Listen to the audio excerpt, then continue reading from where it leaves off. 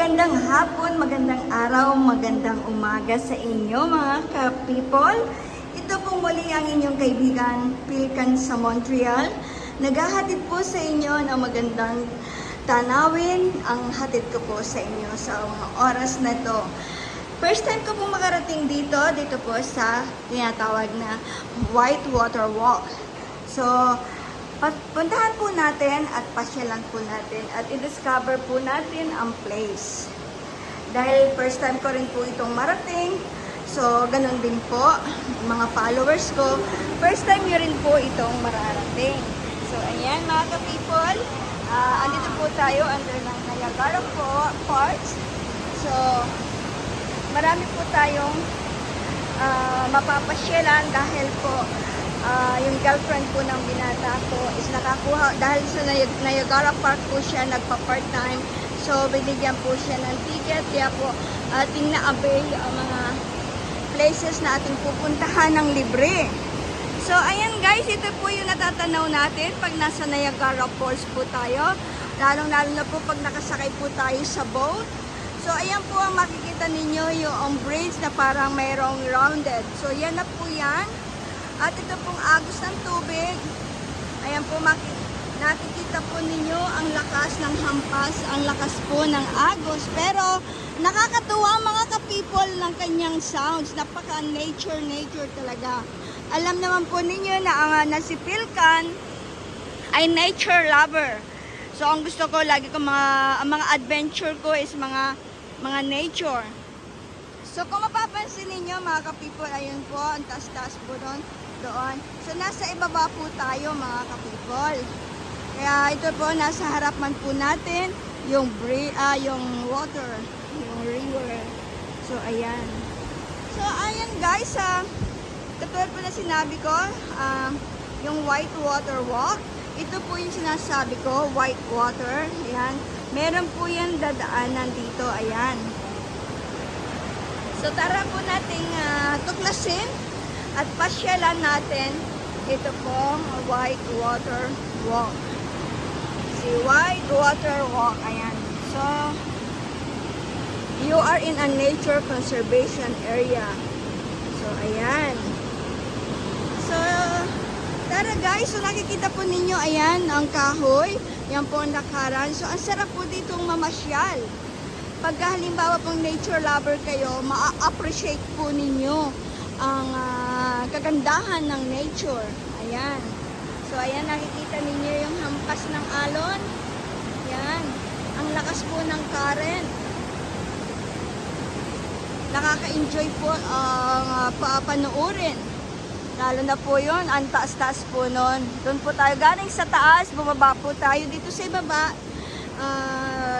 using the elevator. So, katulad na nasabi ko nga sa inyo mga ka-people, I'm very thankful dahil po meron po tayong libreng access pass. Ayan. Ito na nga po. Yung nahulog po yung isa, mabuti na lamang po at na-scan na at narito na po tayo sa loob. Kung hindi po, ay tayo ay magbabayad na. So, ayan. Ang sarap pati ng hangin. Ganda-ganda. Oh my. Ang presko. Kanina nung umalis kami ng apartment, very cloudy, kaya nga po naka-jogging pad si Pilkan. Pagdating namin dito, ang init-init, pero dito naman po, dahil nga nasa gitna po tayo ng kabundukan, ay medyo mahangin na. So ayan, mga turista rin po yan, nanggaling na din po yan dito. Nakakatuwa mga ka-people dahil po, alam nyo ba, first time namin sumakay ng bus dito, ay libre within 48 hours yung pong bus. At yun po ay libre din dahil po yun ay binigay ni Christine. So, ayan guys, tayo ay lalapit doon. Bababa tayo. Medyo inaharangan lang nila yung daanan. So, ayan. Okay. So, ayan guys, nakikita ninyo yung tubig. Napakaganda, di ba? Nakaka-amaze. Ayan. Bago po ako kumuha ng video, nag-ano na po ako. Nag-picture-picture na rin. minsan nawawalan ako ng photo. So, pwede ko rin naman po i-click yung photo dito. So, ayan na yan. Ang ganda-ganda ng view, di ba mga ka-people? Ayan. Sa tubig na lamang, mga ka-people, maa-amaze na talaga kayo. Ayan, may daanan pa rin doon sa dulo. Pero hindi na tayo bababa kasi the same din lang. Or pwede rin naman tayong bumaba. Para makita natin mas lalo ng malapitan ang tubig. So, ayan.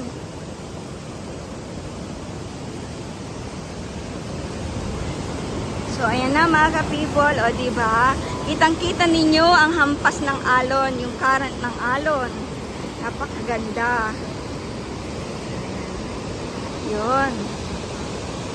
Sabi ko noon, gusto ko na talaga ito puntahan. Kaso, sabi ko, hintayin ko na lamang si Sister Jenny at saka si Eliza na dumating dito para isang puntahan ba. Kaya ngayon, andito na sila. Kaya inipus namin talagang pumunta. Naka-reserve na po yung aming mga pupuntahan. Meron na po kami mga itinerary. So, yan ang taas-taas. Yan. Sabi ko nga kay Eliza, swerte mo dahil 4 days mo pa lang. Ang dami mo nang napupuntahan. Samantala yung mga ibang estudyante, nagtrabaho kagad. O kaya, nung dumating sila dito, 1 week na lang, pasukan na. Ikaw, siya, meron pa siyang 2 weeks para makapag-rest, makapamasyal, bago mag-start ng klase.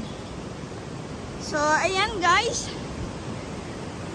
Why is the water green? Oh. Yeah, ang linaw-linaw po. The vibrant is visible to you. Tribute power. So, ayan. White water walk. So, ayan, sabi ko nga sa inyo mga ka-people, nasa ibaba po tayo ng bundok. Ayan, ang taas-taas po, yan. Kaya pag nakikita po niyo doon tayo sa taas, tanaw lang natin yung river. Ayan. Diba mga ka-people, nakaka-amaze naman talaga ng nature. So, si Eliza po at saka si Ate Jenny, nandun na po sa dulo.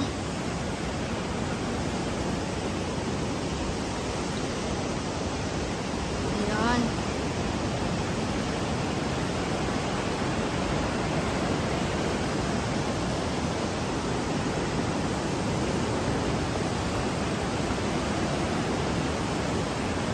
So, I hope guys, nag-i-enjoy po kayo sa short video ko na binabahagi ko po sa inyo. Dahil po, kasalukuyan po nakabakasyon si Pilkan sa Montreal, kasama po ni Eliza at ng sister ko. Yung po isa kong pamangkin na galing ng Cayman Island. Nakabakasyon po siya pero work from home pa din po siya.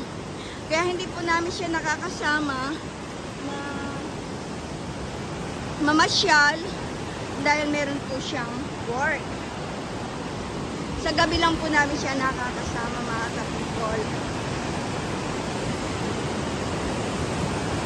So, nung last year na namasyal ako dito sa Niagara-on-the-Lake, hindi ko po ito napuntahan. At ito nga pong last July, plano ko talaga siyang puntahan, pero sabi ko nga, wait ko na lang sila. Mamaya mga ka-people, sasakay din po tayo dyan. Nakasakay na po ako dyan last year. Pero dadalhin ko po ang sister ko at saka yung pamangkin ko si Eliza. Dadalhin ko po sila diyan. Yan po ang susunod naming pupuntahan after this white water walk. O diba mga ka-people, ang saya-saya, ang sarap sa feeling ng nature. Ayan. So, andun na po yung sister ko. Andun na po yung pamangkin ko. Ayan. So, ayan. Bababa po tayo sa giton. Pwede naman pong bumaba. Tara dun sa baba. Ayan na po si Eliza. Ayan na si sister Sister Jenny. Ayan. So, let's go down a little. Come here. Ayan, bababa tayo para mas lalo po ninyong ma-appreciate.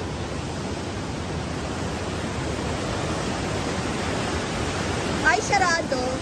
Kasi dati po, open po talaga yan. Open pa yan. Pwede pa po talagang bumaba doon. Pero close po siya eh. Sinerhan, mga ka-people. Kaya hindi po tayo makakababa hanggang doon. See, ayan o. No trespassing. Danger. So, hanggang dito lang. Ayan.